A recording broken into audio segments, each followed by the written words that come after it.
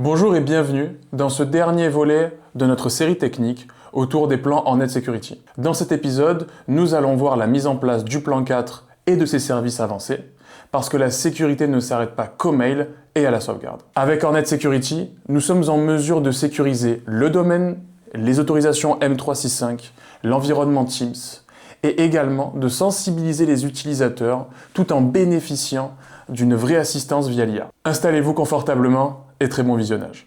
Et aujourd'hui, on va du coup voir tous les modules inclus dans le plan 4. Pour rappel, au final, ce qu'on a dans un plan 4, on le voit juste ici, bien sûr, hormis la partie VM Backup qui est standalone de tous les plans qu'on vous présente aujourd'hui. Donc on va commencer l'onboarding des plans. On se rappelle un peu de ce qu'on a fait auparavant. On a lancé notre client, mis en place un plan 1, un plan 2. On voit que c'est évolutif et que c'est clairement pensé pour qu'on puisse basculer d'un plan 1, aller jusqu'à un plan 2, puis évoluer jusqu'à un plan 3.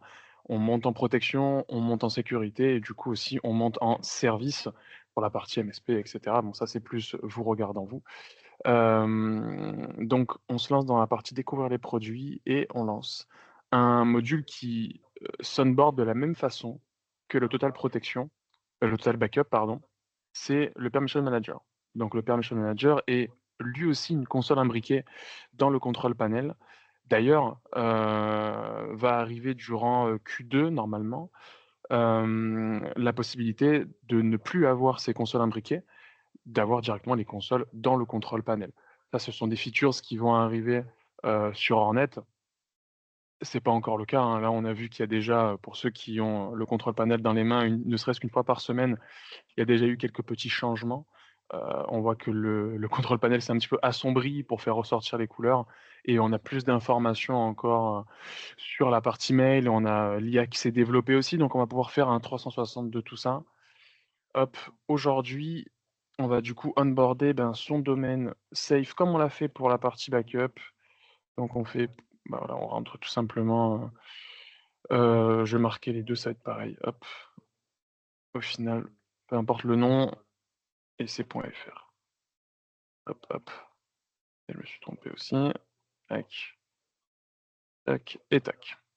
Donc on onboard notre tenante et on réalise nos connexions en API. Donc hop,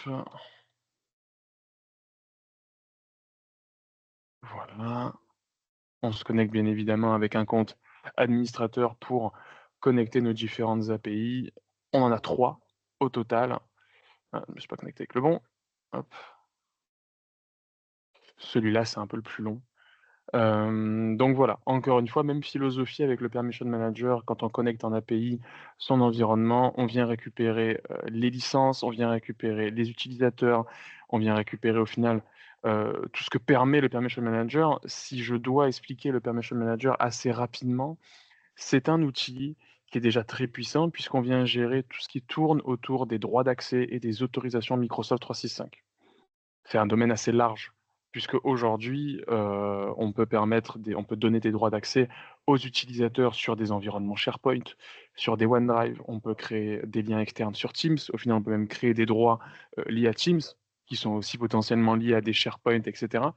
Donc toute cette notion de gestion de droits d'accès et d'autorisation, on vient le gérer avec le Permission Manager. C'est assez parlant dans le nom et donc ici, on vient faire remonter les utilisateurs, les applications de votre organisation, bah, surtout la partie Teams, les accès du coup qu'on a dans la partie Teams, les SharePoint, les OneDrive et cetera. Donc j'ai fait ma connexion en API. Ici, on nous propose du coup des politiques. Pourquoi? Parce que du coup, cette, solution-là va permettre dans un second temps, puisque le but premier pour moi, ce n'est pas ça de cette solution, mais, le moteur même quand même de la solution et ce qui fait qu'elle est amenée à être utilisée, ben, je peux vous dire une bêtise, mais d'y jeter un œil, voilà, une fois toutes les semaines ou tous les mois, c'est de mettre en place des politiques de conformité. Vu qu'on gère du coup toute la partie autorisation 365, on vient réaliser une phase d'audit avec cet outil, donc avec, la partie rapport. Je vous le montrerai peut-être après. On va rien configurer pour l'instant, moi j'ai fermé cette page, au pire on y retournera. Mais voilà. En fait, la 1re phase, quand on vient onboarder son environnement, c'est de réaliser un audit de son environnement Microsoft. On vient, réaliser un audit complet, que ce soit d'un site complet ou tout simplement les accès des utilisateurs et des groupes. On vient vérifier les accès externes ou vérifier des historiques d'opérations, plutôt sur la partie SharePoint ou OneDrive. Quand on a réalisé ça, on a les informations nécessaires pour se rendre compte de l'iceberg de sécurité que peut être Microsoft 365 aujourd'hui concernant les autorisations.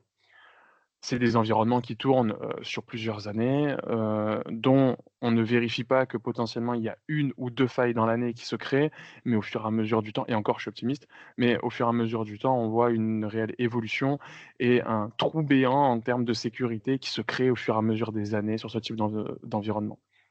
Donc une fois qu'on a créé des rapports, on va venir mettre en place du coup on va dire une visibilité complète de votre environnement et on vient mettre en place des politiques de conformité. Les politiques de conformité, c'est un modèle de sécurité que vous avez appliqué. Par exemple, tel groupe n'a pas le droit de créer tel lien ou tel utilisateur n'a pas le droit de créer tel lien, tel environnement SharePoint ne peut pas être partagé, tel fichier ne peut pas être partagé ou que à tel utilisateur. Enfin bref, vous mettez un modèle bien précis qui correspond aux besoins de votre client et selon si, toute l'infrastructure de droit d'accès, donc enfin de SharePoint, OneDrive et cetera correspond bien à cette politique, s'il y a une violation de cette politique, on vient soit être notifié, soit appliquer de la remédiation. Donc comme je l'ai dit, la première phase, c'est le rapport. Si je termine mon onboarding, puisque le but quand même, hop, on va encore une fois, puisque j'ai arrêté l'onboarding, on va redonner les droits très rapidement.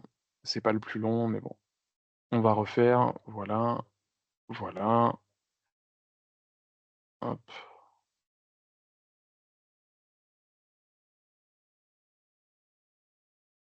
hop. On l'a fait, mais c'est juste pour débloquer la suite de l'onboarding et voilà. OK.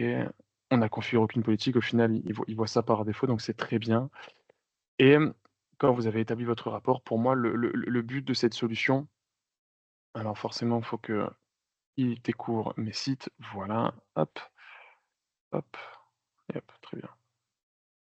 Ah, forcément, j'ai cliqué sur quelque chose. OK.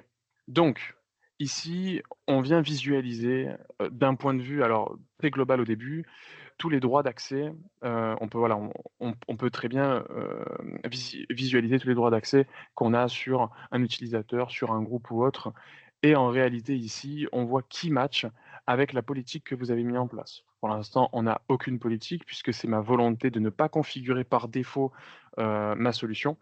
Le but du jeu, ce n'est pas de mettre en place une politique qu'on ne connaît pas. Aujourd'hui, on a des politiques par défaut qui sont ici, sur Hornet. Je ne vais pas mettre en place une politique qui peut appliquer des actions, par défaut sur mon environnement. Je ne préfère pas. Je préfère du coup ajouter directement une politique. Alors, soit repartir à zéro, soit, copier un existant ou tout simplement appliquer un modèle Hornet. En vérité, on en a 6, mais on peut très bien repartir de zéro. On lui donne un nom par exemple, une description, on vient faire créer et ici on vient régler, au final comment notre politique va s'articuler. Heu, Est-ce qu'on peut mettre en place, voilà, on met en place une politique de droit d'accès pour tout le monde? Est-ce que c'est seulement les personnes de notre organisation, qui sont, on va dire, qui ont des droits d'accès, ça là, c'est plus pour les liens externes encore une fois, mais est-ce que c'est que notre organisation qui ont des droits d'accès sur les partages qu'on peut mettre en place? Également, et là j'y pense puisqu'on est sur un environnement Teams, le webinaire se fait sur Teams, le qu'on appelle ça? La rediffusion du webinaire ne sera du coup pas disponible pour vous si je ne mets pas votre mail dans ceux qui ont accès aux documents.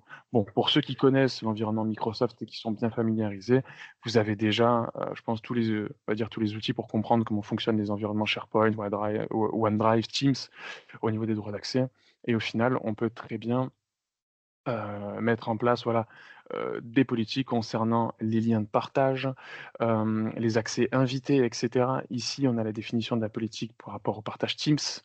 Là, ici, c'est beaucoup plus global. On peut du coup mettre en place qu'au bout d'un certain temps, les liens que vous donnez à vos utilisateurs externes ou à des invités peuvent, voilà, périmer au bout d'un certain nombre de jours.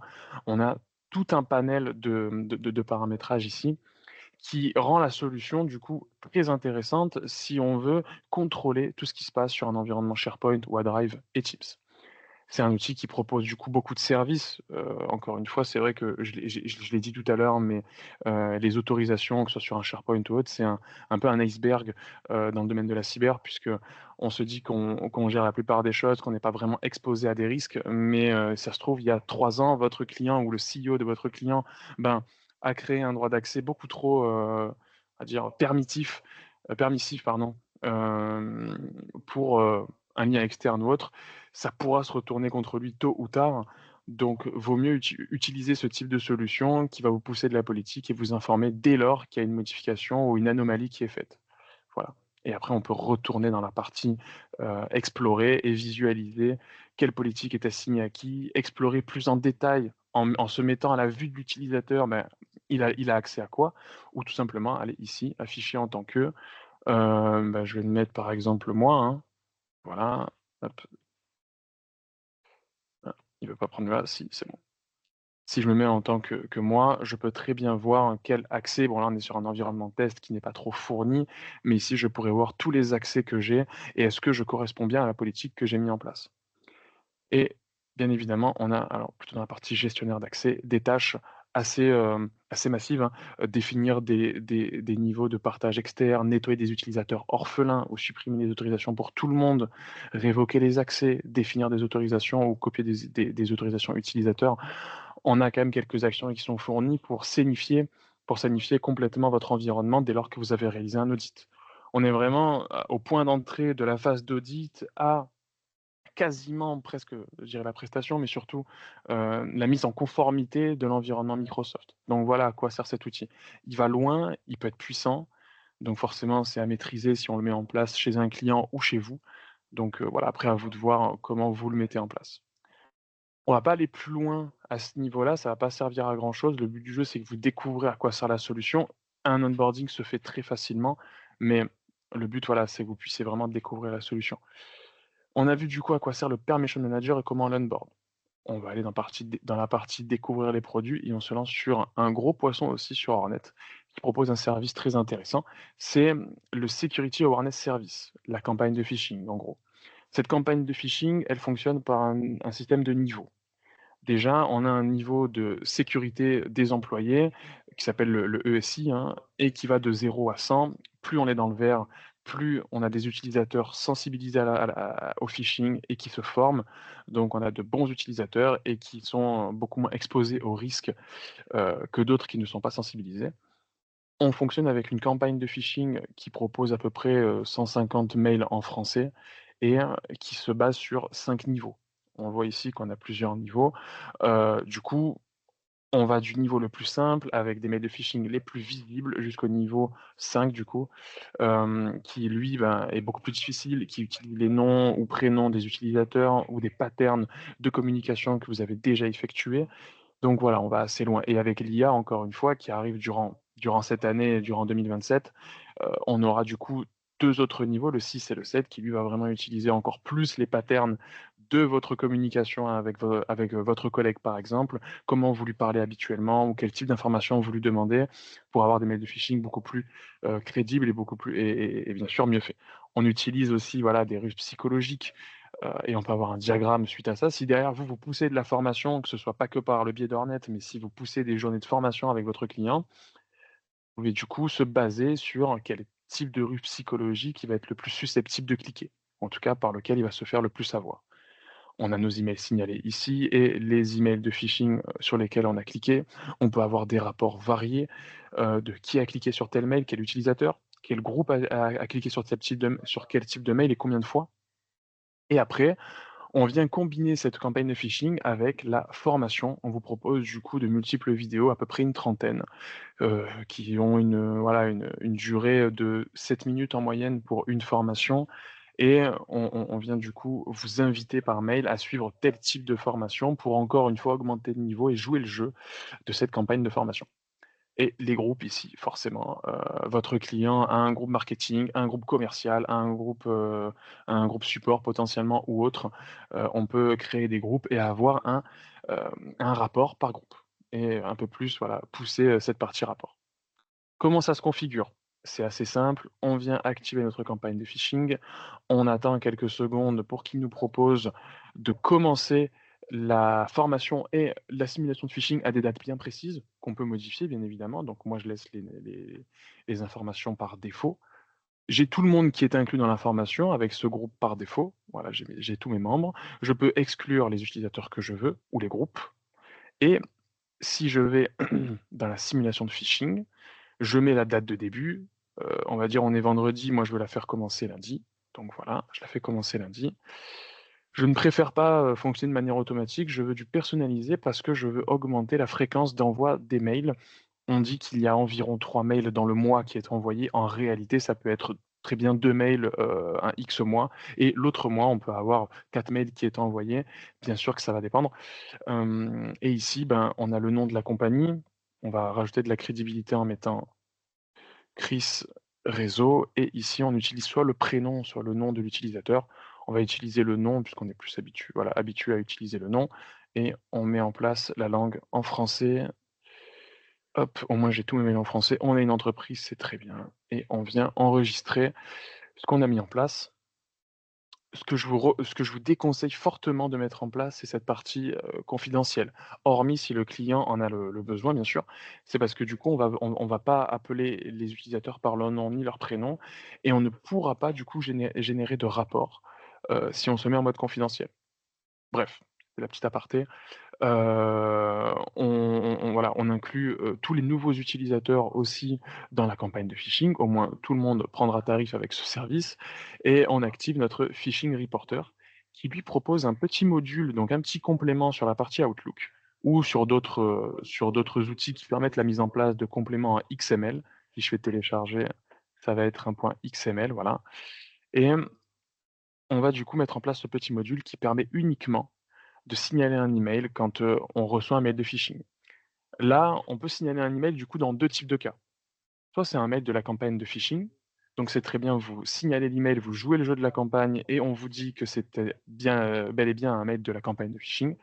Soit ici, eh ben, je mets un mail qui va être le mail notifié si l'utilisateur clique pardon, sur un vrai mail de phishing pour que vous puissiez le recevoir.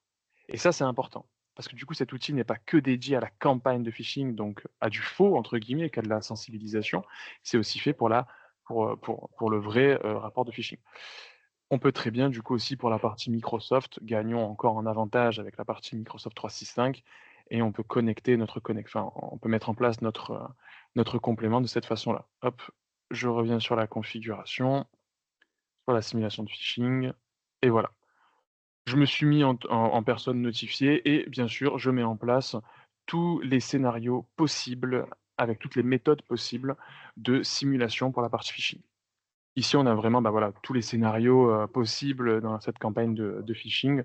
On voit qu'on a 410 on a 41 pages, pardon, de 10 éléments, donc ça fait 410 mails sur 3 langues, l'anglais, l'allemand et le français.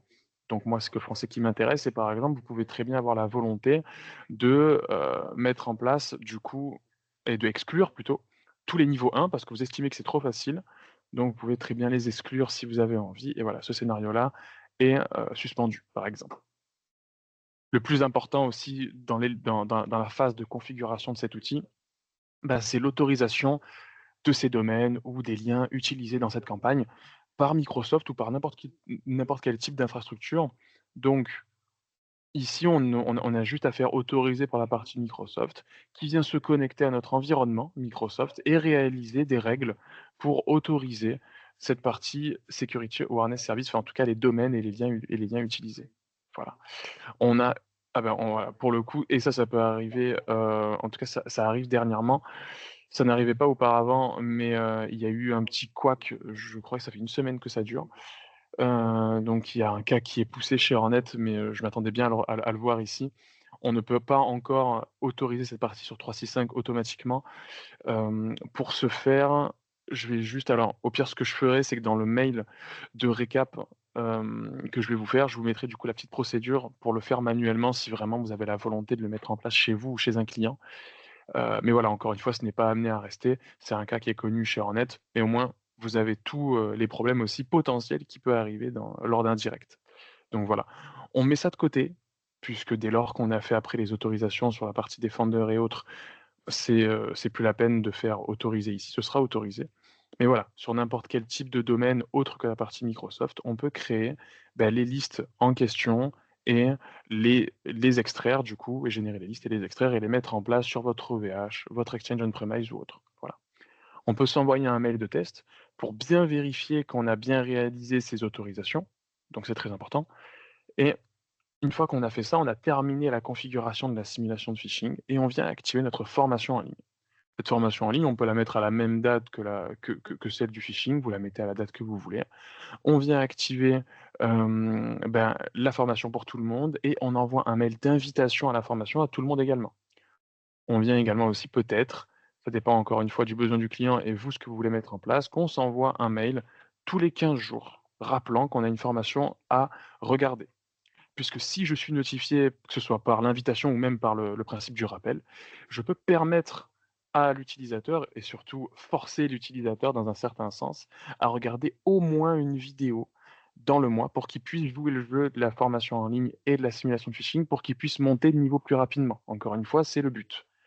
Donc là, s'il ne joue pas le jeu de regarder une formation dans le mois, il sera exclu de la campagne de formation uniquement. Pas de phishing, mais de formation. Donc voilà, j'applique cette petite restriction et également dans le moteur de sensibilisation, je vais activer le Single User Booster et le Productivity Booster, qui sont 2 boosters du coup, qui va axer les formations selon le domaine sur lequel l'utilisateur va cliquer. Quand je parle du domaine, c'est surtout un utilisateur va se faire avoir plus souvent sur les mails de phishing concernant les mots de passe. Sur tout le reste, il est OK, mais sur les mails de formation concernant les mots de passe, il va être beaucoup plus enclin à cliquer. Le single user booster, ça va être celui qui on va se baser sur l'utilisateur uniquement et on va pousser des formations qui sont propres à ce qui est sur quoi il est susceptible de cliquer. Et le productivity, ça concerne les groupes. Voilà. On peut faire ça sur les 2 ou les 2 en même temps. Soit c'est l'utilisateur, soit c'est le groupe ou les 2. Encore une fois, c'est vous qui décidez. Et on peut, voilà, avoir un planning d'action, pardon, sur qui a regardé telle formation pour avoir une visibilité complète et on peut même mettre en place, pardon, un calendrier de formation pour vous dire que, en fait, la formation, c'est du mardi au jeudi ou le mardi et le vendredi et ils ont que ces fenêtres-là de tir pour mettre en place une formation en ligne. On peut vraiment être assez granulaire sur cette partie-là et en vérité, ce qu'on voit depuis le début, on essaye d'automatiser et de mettre en place ce module pour qu'il puisse tourner tout seul derrière. Vous n'avez pas à créer de mail à la main vous-même. Vous n'avez pas à, essayer toujours de recréer encore des mails ou de replanifier ou de remettre en place des utilisateurs dans la configuration. Vous le mettez en place une seule fois et c'est un outil qui tourne tout seul durant les mois à venir. Donc voilà. Et on a fait à peu près le tour. Ici, dans la partie monitoring, on voit qui va être exclu de la campagne de formation. Donc votre utilisateur ne joue pas le jeu de regarder une formation en ligne dans le mois. Il sera ici et on peut le réinclure, ou tout simplement l'exclure complètement de toutes les campagnes. Et après, il sera situé ici. Donc voilà, assez simplement, à mettre en place et cetera. Donc, c'est un outil qui est assez simple quand même. Si on va sur le Demarc Manager, là aussi pour moi, c'est un outil qui est très intéressant pour, vraiment une raison qui est assez simple. Aujourd'hui, pour tous ceux qui sont familiarisés avec le Demarc, vous allez vite comprendre à quoi ça sert. On vient dans un premier temps gérer vos entrées Demarc, SPF, DKIM et BIMI. Ça veut dire que, par exemple, mon DKIM, je vais le mettre en place ici. Donc j'ai mis en place mes connecteurs que j'avais mis en place dans mon domaine public ici. Et si je fais afficher les instructions de configuration, je vais mettre en place, ces instructions de configuration pour que toutes les, entrées DNS qu'on voit ici, hein, des marques SPF, DKIM, BIMI, soient gérées sur le control panel. Là, ici, on parle du DKIM, mais en vérité, mon SPF, c'est pareil. Il est présent ici, et si je fais afficher les instructions de configuration, on me dira par quoi le remplacer pour qu'il puisse être redirigé sur le Demarc Manager. Il sert à ça dans un premier temps, cet outil, en réalité. Ça permet de créer plus facilement notre SPF, notre DKIM ou notre démarque, c'est plus lisible. Pour mettre en place les rapports, c'est plus simple. On a un paramétrage qui est beaucoup plus permissif également. Et en plus de ça, on vient gérer toutes nos potentielles nouvelles entrées sur le Demarc Manager et non sur notre environnement OVH ou autre, puisqu'on l'a mis en place une seule fois, après on ne le touche plus. C'est ici que ça se passe si on doit rajouter un SPF, un DKIM ou un DMARC. Ça vous permettra du coup de ne pas avoir un compte OVH et toujours garder un accès chez votre client, et cetera. Je pense que vous comprenez assez rapidement l'utilité, mais le principe quand même du DMARC, c'est d'avoir des rapports, suite au SPF, au DKIM et aux nombreuses informations qu'on peut en tirer. Aujourd'hui, le DMARC, si on doit lui donner on va dire un seul et unique objectif, c'est d'empêcher l'usurpation, de domaine. Et en réalité, on a plusieurs moyens de le voir. Là, on a des rapports d'expéditeurs qui parlent de conformité. Est-ce que, par exemple, notre domaine, safe.cris-réseau.fr, est-ce qu'il est en bonne conformité? Est-ce qu'il est bien configuré? Est-ce que le SPF est bon, le DKIM est bon aussi, le DMARC est le plus restrictif possible? Est-ce que le BIMI est également bon? Et surtout, par qui il se fait usurper? Et à quel niveau également? Est-ce qu'on usurpe safe.cris-réseau.fr chez un de mes éditeurs? Mais on voit que le SPF et le DKIM n'est pas bon. Tout ça, vous allez avoir des rapports qui seront complets là-dessus, bien détaillés et qui vous permettra d'avoir une réelle vision de qui usurpe votre domaine. Également, on voit, le taux de délivrabilité de nos mails et le taux de réputation, surtout par la notion d'adresse IP, étrangère et cetera. Plus vous êtes usurpé à l'étranger, plus votre domaine est à risque de rentrer dans la liste des RBL, qui sont du coup, les IP et domaines bloqués, par défaut et qui sont catégorisés comme spam, malheureusement. Donc voilà, vous avez cette partie-là. On a aussi des rapports TLS-RPT pour la partie, chiffrement. Est-ce que votre mail est bien chiffré et cetera? Ça vous donne des rapports complets là-dessus et les rapports d'échecs sont plus axés sur la partie routage de votre mail. Est-ce qu'on est bien passé par les MX, par exemple Dornet pour chez nous ou d'autres types de solutions? Est-ce que c'est une bonne adresse IP qui est utilisée et cetera? L'authentification a bien matché? Enfin voilà, on a vraiment des rapports complets à ce sujet. C'est pareil, un outil qui va se lancer assez rapidement, dès qu'il est bien configuré, après vous le touchez plus. Ce sont que les rapports que vous recevez et qui vous donnent toutes les informations possibles pour empêcher l'usurpation et pour garder un service constant chez votre client. On continue avec les différents modules et là on va se lancer sur l'IA. Alors l'IA au final on peut le lancer ici avec le IA Cyber Assistant et on a tous les modules IA qui nous sont proposés. On a le nouveau module IA qui s'axe sur le Permission Manager et tout simplement dans la partie Teams. On verra du coup, selon, les autorisations que vous allez créer sur Microsoft Teams, quelles sont ces autorisations qui vont violer les droits et les politiques que vous avez mis en place, sur votre Permission Manager. Donc là, voilà, il y a l'IA qui analyse, selon votre configuration sur Permission Manager et sur Teams, quelle potentielle violation vous allez potentiellement effectuer. Donc voilà. On lance un autre module qui est l'IA récipient de validation que je ne vais pas activer chez nous parce que ça prend un certain temps avant que ça s'active. Enfin, on n'est pas trop dans le temps, on va dire, il est 10h31, donc on va mettre un petit coup d'accélérateur, mais l'activation n'est pas très importante, ce n'est que le fonctionnement, on va dire, de comment ça fonctionne et comment ça se met en place qui l'est. On réalise également un petit onboarding de cet outil puisqu'on vient mettre en place un complément sur votre environnement Outlook. Et ici, on vient vérifier via une double validation à l'envoi, s'il n'y a pas des informations compromettantes ou une potentielle action compromettante dans votre mail. Et ça, selon plusieurs scénarios. C'est les scénarios, on les voit juste ici. Et en fait, quand je vous dis une double validation, c'est vous écrivez votre mail et quand vous allez l'envoyer, il vous dit: «Attention, ce mail contient, il a matché avec telle règle, soit de protection, soit d'assistance. Vérifiez quelle règle elle a matché». Vous vérifiez, vous voyez qu'il y a telle information qui est remontée et après vous pouvez faire: «Bon, j'annule l'envoi, je rectifie mon erreur et je fais renvoyer». Il n'y aura pas de analyse derrière, hein. Mais voilà, c'est juste une petite, validation à l'envoi qui se fait en 2 fois. Ça ne bloquera jamais un mail, ça vous permettra juste, d'avoir une double validation. Cette double validation, elle peut du coup se baser par rapport à une information qui est contenue dans le mail, soit une information sensible, un numéro de série, un IBAN, un numéro, de sécurité sociale, c'est un peu le nôtre, hein, de numéro de série, mais ou un IBAN ou une carte de crédit ou autre, un numéro de passeport ou tout simplement vous avez une communication qui est complètement en interne chez vous, vous communiquez avec votre collègue et au bout d'un certain nombre d'échanges, vous ne le faites pas exprès, mais vous rajoutez une personne externe à la discussion, ça vous le fait savoir. Ou tout simplement parce que vous communiquez avec pour la première fois pardon, avec une personne à l'extérieur, ça vous le fera savoir aussi. Pas souvent important dans ce cadre-là et c'est pas très, compromettant, mais bon, au cas où, on vous prévient et vous pouvez renvoyer le mail si besoin. Et bien évidemment, on a toutes les règles d'assistance qui, elles, sont un peu plus variées. Est-ce qu'on a remplacé un destinataire dans le mail sans faire exprès? Est-ce qu'on a fait un répondre à tous sur une liste de diffusion? Et c'est souvent le risque, hein, votre RH vous envoie un document à remplir, elle envoie à toute la boîte via une liste de distribution, vous répondez avec un répondre à tous.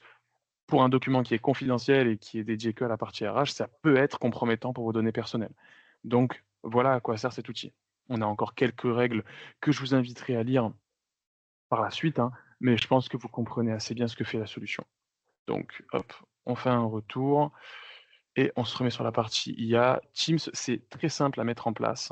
On vient activer une petite protection sur la partie Teams, une petite API qui a aussi de l'auto-remédiation, qui elle protège dès lors qu'on a je vous dis une bêtise, mais un lien hypertexte par exemple sur une communication Teams, qui vous amène vers un lien frauduleux. Donc potentiellement, ben, ça peut être compromettant et derrière l'API d'Ornet est dédiée à analyser ce type d'attaque ou tout simplement quelqu'un, que vous ne connaissez pas communique avec vous via Teams, essaye de vous envoyer une bêtise et si c'est frauduleux forcément ou malveillant, hein, si c'est une nouvelle personne qui crée une communication, enfin une conversation, elle sera automatiquement supprimée. Donc voilà et c'est la personne que vous mettez ici qui sera notifiée de cette potentielle alerte. Ça, c'était la partie Teams et pour moi, l'outil le plus intéressant, c'est cette partie IA récipient de validation, IA Email Security Analyst, autant pour moi. Cet outil-là, il est dédié à l'utilisateur final. Et il est ultra intéressant puisque c'est un réel assistant IA, dans votre Outlook et surtout dédié à l'utilisateur final. Également alors c'est aussi disponible pour la partie, administrateur bien évidemment, mais l'utilisateur final, c'est surtout lui qui va être dans le besoin de la prise d'informations dans son mail. Il va cliquer sur avoir des détails de l'email dans sa partie Outlook et quand il va avoir des détails, ça va être l'IA qui va l'analyser. C'est Mistral qui est derrière, donc pour ceux qui connaissent, c'est français et c'est une IA qui est assez puissante et qui vous permettra d'avoir des informations variées selon des critères de dangerosité concernant le mail. On vous donnera, ben, est-ce qu'il y a eu un match au niveau du DKIM ou du SPF? Est-ce que ça provient d'une IP potentiellement, frauduleuse? Est-ce que la façon dont le mail a été écrit, on voit qu'il y a une tentative de ruse psychologique pour essayer de voler de l'information ou autre? Ou tout simplement ça fait un certain temps que vous communiquez avec cette personne-là. Non, ce n'est pas frauduleux puisque c'est pas la première fois qu'il vous envoie des mails, mais potentiellement l'utilisateur a eu un doute. On parle d'assistant, puisque derrière, quand vous vendez ce service, vous vendez potentiellement du support à vos clients finaux. Donc vous pouvez en fait dédier clairement cette partie assistant à l'utilisateur et ça va répondre à 50 à peu près de ces potentielles questions qu'il va vous poser au support. Donc vous gagnez du temps en proposant un service qui lui-même facture. Donc vraiment, on a tout à gagner avec cet outil et aujourd'hui, c'est une information qui est très importante, le plan 4 est uniquement disponible alors à la commercialisation, hein, c'est uniquement possible d'acheter un plan 4, une a avec l'IA. Avant, on avait la possibilité de choisir un plan 4 sans l'IA ou avec de l'IA. Aujourd'hui, commercialement, en tout cas chez Chris comme chez Hornet, on ne proposera que le plan 4 avec de l'IA.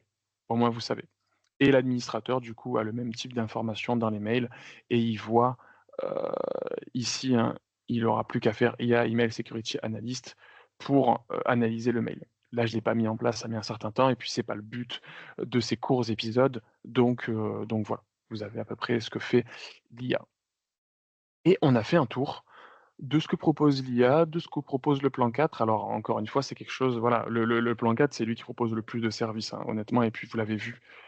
Donc c'est hyper intéressant de se lancer sur un plan 4. Forcément, ça a un coût, mais derrière, on n'est plus du tout sur le même rapport au service, MSSP ou MSP concerné. Vous serez forcément beaucoup plus productif et vous vendez beaucoup plus de choses, donc vous justifiez ce que vous mettez en place. C'est encore une fois une console tout en un qui permet de sécuriser tout un environnement Microsoft et on vient combler chaque petite faille de sécurité, que ce soit le côté humain, que le côté SharePoint et cetera. On vient vraiment couvrir tous les angles possibles, pardon, aujourd'hui dans le domaine de la cyber. Donc voilà. Je vais du coup répondre aux questions. Voilà, si vous avez des questions, je vous laisse les poser, déchaînez-vous, s'il faut. On a vu beaucoup de choses, donc potentiellement ça peut, éveiller certaines de vos questions, derrière et je vais répondre à David. Pas de sélection des mails par niveau ou langue pour les exclure d'un coup. Malheureusement non. Les langues alors oui, hein, tu sélectionnes une langue en français, tu auras que les mails en français. Pour la sélection des niveaux, il faudra le faire un à un et désélectionner niveau par niveau. C'est pas réellement le but d'Hornet de se couper d'un niveau comme d'un autre, donc au final, c'est pas encore pensé pour. C'est pas encore aussi prévu qu'ils mettent en place une sélection des niveaux. Mais voilà, c'est un outil qui se débloque réellement au bout d'un mois d'utilisation et qui permet, voilà, de sensibiliser au tout début. Il y a des choses hyper simples, habituer l'utilisateur à avoir des mails de phishing hyper visibles et au fur et à mesure de corser la difficulté pour voir s'il est toujours sensible à ce type d'informations. Mais pour répondre à ta question, il n'y a pas de sélection massif, ouais, voilà, de massif, pardon, de mails.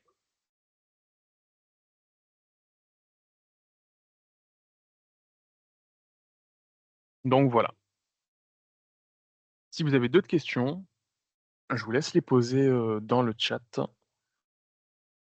et on va prendre quelques minutes. Je vais pas vous garder plus longtemps, j'ai déjà un petit peu, débordé sur les 30 minutes, que j'avais données. Mais encore une fois, c'est un exercice de faire autant de services et de présenter autant de services, dans la demi-heure, donc voilà. Donc pas de questions. Est-ce que pour vous, c'est clair ce qu'on a vu, ce que fait Permission Manager, ce qu'est capable de faire Permission Manager?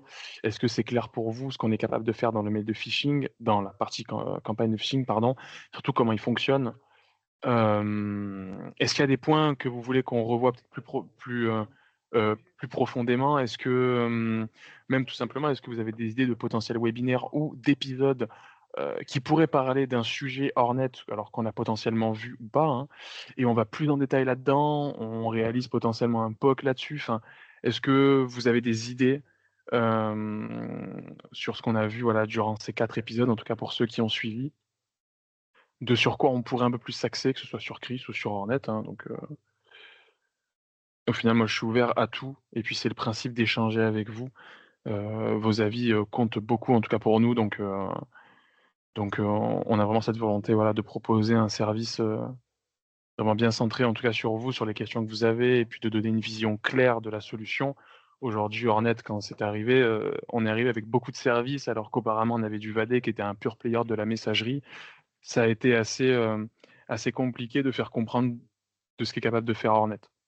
Pour la partie technique, c'est assez compréhensible, mais pour la partie commerciale, ça allait un poil moins. Bon, je pense que voilà, pour tous les profils techniques qui sont ici, vous comprenez. Est-ce que pour la partie IA, security analyst, l'utilisateur doit faire la démarche de cliquer et vérifier le mail de lui-même ou le propose lorsque il sera trouve le mail suspect? Non, c'est uniquement dès lors qu'il demande des détails de l'email. Du coup, on ne proposera pas, enfin, ce sera pas analysé par défaut par l'IA. Ce sera uniquement dès lors qu'il clique sur détail de l'email. C'est surtout à chaque fois qu'on a un mail qui est potentiellement, qui ne serait-ce que peut lui poser ne serait-ce qu'une question ou une crainte ou qu'il est un peu dubitatif sur, la teneur du mail et cetera, il peut cliquer sur détail de l'email, ça ne lui coûte rien. C'est sûr que ça demande une formation à l'utilisateur pour qu'il ait ce réflexe, mais voilà, le but, c'est que dès lors qu'il y a quelque chose qui pour lui n'est pas normal, peu importe la gravité qu'il estime, ben, il peut avoir le détail de l'email et donc une analyse de l'IA.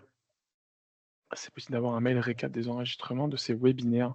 Bien sûr, du coup, il y aura le mail de récap de ce webinaire-là qui proposera les 4 épisodes, qui proposera, tous les liens, qu'on donne habituellement pour la partie, chez Chris Réseau comme chez Hornet, hein. On donne des formations, Hornet également aussi, donc vous aurez vraiment, le choix sur tout ce qu'on peut vous proposer chez Chris, concernant Hornet et cetera et aussi les webinaires passés.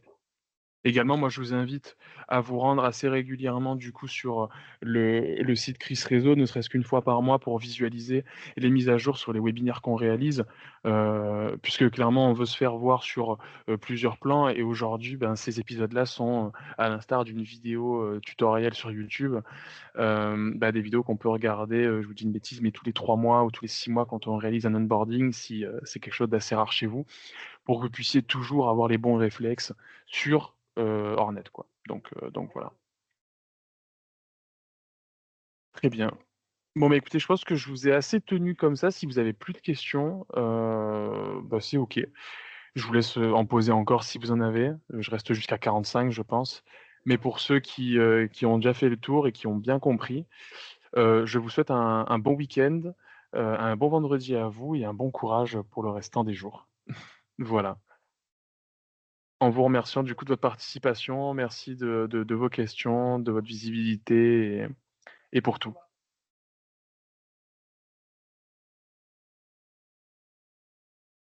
Bonne journée à tout le monde.